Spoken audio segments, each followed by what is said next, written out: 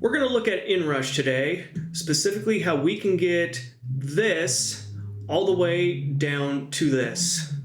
So first, let's talk about the green line here. That is all simulated with this right here. Current is from this point forward. So first thing you're going to see is this crazy amount of capacitance right here, 10,000 microfarads. So you might be asking yourself, is this for real or are you making it up? Oh, it's for real. It's for real, guys. I've had to deal with circuits that have had this much. Now designers, I don't know why they did what they did, but the design's been in service for decades now. So nobody's really questioned it and it's not been documented. So something little old me's got to deal with. So having this much can cause problems besides the massive inrush that we see here. So if we go to a data sheet, just for a power supply, this particular one will list how much capacitance it can take. So 10,000 for these. But if you go to somebody like Meanwhile, it ain't listed, which means you're going to have to test it, which means extra time on your behalf to qualify it. So that's no fun. So another thing is that this one could handle 10,000, but all your electrolytics and whatnot, they're going to have a tolerance and they can go over. So when I put this as a nominal value, when I go in real life, I may actually be at closer to 12,000. You should put that in your simulations. So this can actually cause a lot of problems that are not immediate. So what I've also done here is a few years ago, I was under the gun to get a product out the door. So, and this thing had motors. So LTspice does not have a good way of doing motors. So I came up with this method just to give me a ballpark idea if I'm even in the right track. So what this thing does right here is this sets the maximum current up here. Now what this and this in series do is set steady state current. And then what this does here is set your duration of the soft start. The Inrush, how long it takes. So I ain't saying this is the best way of doing it, but I am saying that in a crunch, it got me through. So now let's talk about the actual soft start circuit I want you to implement, or something like it. First thing I'm going to tell you is you need to simulate your own situation on your own. It's way too easy to mess stuff up here. But I'm going to help you out. So right here, we have a divider. So what I want is for my VSG to be 10 volts, because that seems to be what's in all the data sheets for our FETs in order to keep RDS as low as we can. Do you have to do this? No, you can set these to 100K each. That way, because I'm doing 12 volts here, so 100K each. That way you get to 6 volts. It'll operate just fine, not a big deal. Another thing, this is going to pull the gate down more harder. So you'll notice if I were to lower this to 10K, this shifts the entire graph to the left. Now, granted, our peak here goes higher. You know what I'm going to do? We're going to get rid of this green one here. So that's going to shift it higher. Go back, shifts it to the right, but also lowers the current. So that's fine. So, and this also sets the duration of the soft start. So we're going to take that to a 10th. Remember, we're at 8, much shorter, but now also higher current. So there's nothing special about these components. They're just regular resistors, regular capacitor. What I would probably do in real life is I know I'm going to have 100K resistors in there, probably for pull-ups and pull-downs. I just put a couple of those in series here, put a couple in parallel for here, and then be done with that. If I'm on an ST chip, I know I've got a 4.7 microfarad somewhere, so I may parallel a couple of those together to get you close to 10. So I like that for these components, just because I don't have to make up new unique components to the board. I'm gonna put in some effort to keep the unique components on my board low. I'm not gonna make it some epic mission. And if you need a unique component, then you need it. Okay. So now we want to go to a MOSFET datasheet. Because what we got to go to is what they call the safe operating area. So I'm going to go there. We'll get you over here a little bit. Okay, so we need two things. We've got the drain current. Now I need to get VDS, which is actually VSD in this, but don't worry about it. They just didn't want to put negatives in. So what we got to do here is click there. We're going to edit this. So source to drain. We're going to go there. Then we're going to get a cursor, and we're going to look at the point at which those cross. This is our worst case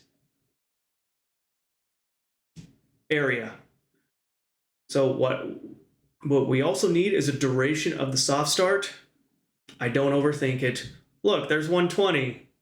All right, maybe I could shorten it to, I don't know, 110. Not going to worry about it. 120 to 60? Yeah, I'd go up a little bit on that too. But you know what? Let's not worry about it. We need some margin anyway in our design. So anyways, so here we've got, this is where I'm getting those numbers from. So 5 volts, 4 amps. We're going to go here. So 5 volts, 4 amps, 2, 3, 4. Then 2, 3, 4, 5. All right, so we're just a little above 10 milliseconds and we need 60. So this is not going to work. So I wanted to show this on purpose, just to let you know that like a regular SO8 is not going to do it. It just cannot dissipate enough heat. So here's what we're going to do. We're going to go to this bad boy here. This is just a D-pack. So this is going to be a big boy. I also wanted to do 70 amps. Just because if you're doing a motor, you need this to be able to handle a fault current, whatever that may be. So we shoot high.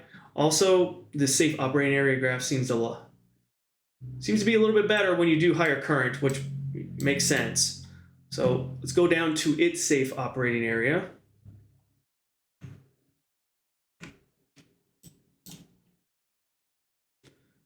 So then we need to go back here because I need a reminder. 4 amps, 5 volts. All right, so 5 amps, 2, 3, 4, 5. 4 volts, 2, 3, 4. We're in the DC area. So we are good to go. Notice how the difference is when all the vendors seem to have different timings for how they do this.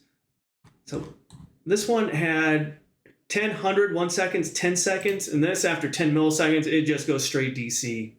So, all right, I'll believe it, and we got good margin. So what I would recommend for your designs, just go straight to D-pack. Just go straight there. This will be the easiest way to get you something that'll work without blowing up your MOSFET. All right, now what I also want to look at are these two components up here on the left. Okay, so all I did was replicate this. That's all you need to do in your design. And then we turn the body diode to the other way. So this gets us two things. One, we now have reverse polarity protection. Totally awesome. All right, now this also prevents another problem. So let's say you have voltage on your board and then the power's turned off, but you still have this connected. You unplug your power supply from the wall.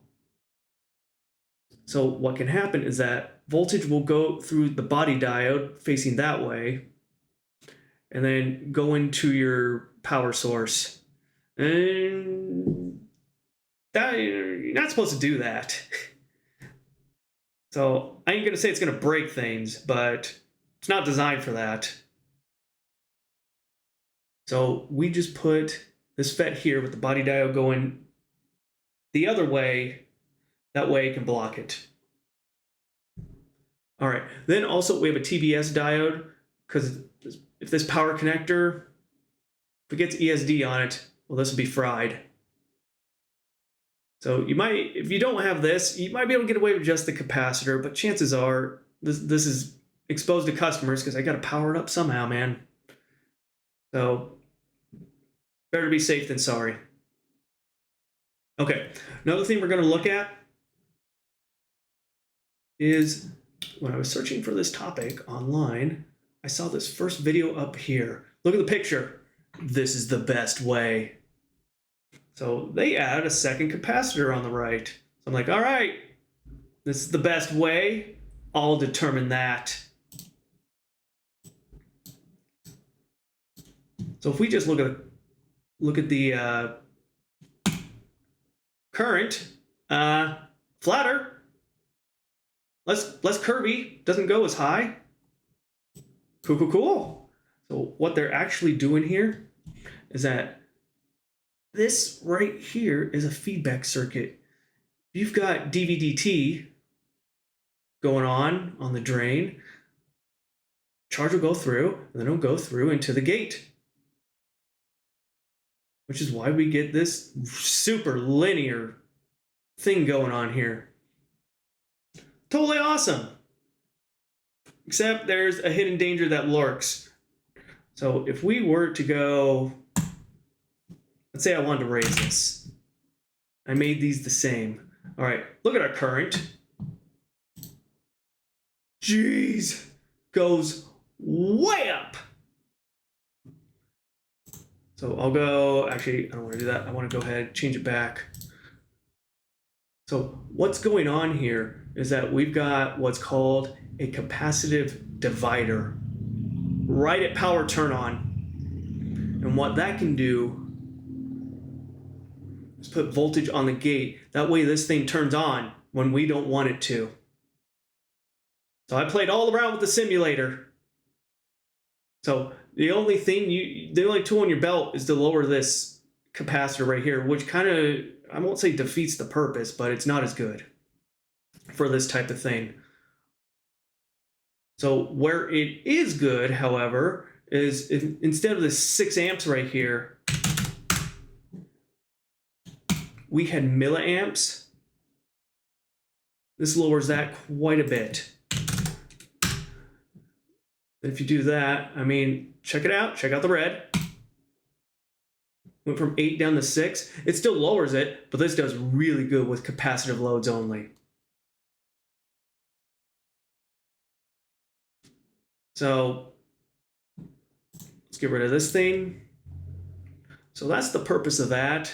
Honestly, since I have to ridiculously overspec this anyways, because of the D-pack that I need, I think I'd rather stick with this. No weirdo, well, it's not weirdo feedback. No feedback to worry about. I don't have to worry about yet another formula to worry about. Listen, new guys who haven't seen this before in the field, they're gonna, please document what you're doing and why.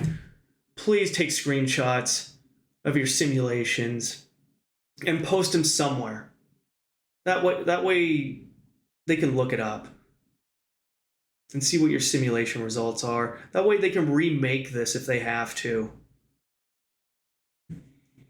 So I think we're good to go now. So hopefully I've given you enough where you can do a soft start on your circuit, and even if it is rather beefy, with loads of capacitance, loads of current, you can still get something that will soft start this. One last comment I do want to make is I have actually done this type of thing on a motor before, and that used just a typical H bridge. And what you usually do is you have these also have these big ass bulk capacitors, just because that's best practice for that type of thing. With an aggressive soft start like this, I was able to get rid of those. So less electrolytics, less big components, always a good thing. So thank you for watching. Please let me know if you have any questions. Goodbye.